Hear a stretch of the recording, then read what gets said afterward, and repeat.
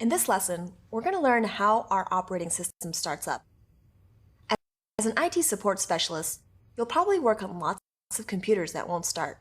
It's important to know the steps an operating system takes so you can help diagnose this sort of issue. Booting a computer or starting a computer comes from the phrase to pull oneself up by one's bootstraps. Basically, it means to start from nothing and follow a series of steps to arrive at a fully operational system. When we start up a computer, we'll use the term boot. For most operating systems, the boot process follows a general pattern, much like how we have different cars start up in the same way. Put in the key, turn on the ignition, etc. Here's a rundown of the boot process. First, the computer is powered on.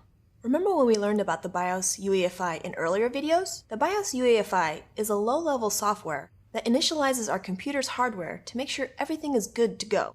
So next, the BIOS UEFI runs a process called the Power On Self-Test, or POST. The POST performs a series of diagnostic tests to make sure that the computer is in proper working order.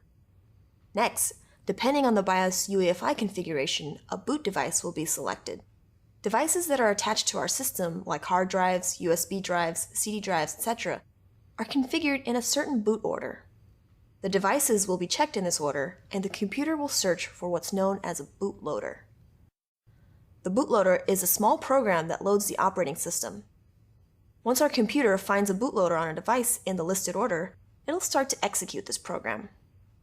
This will then start to load a larger and more complex program, and eventually loads our operating system. Once the bootloader loads up our operating system, our kernel gets loaded.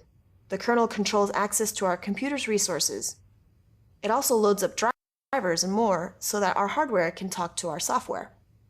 Next, essential system processes and user space items are launched.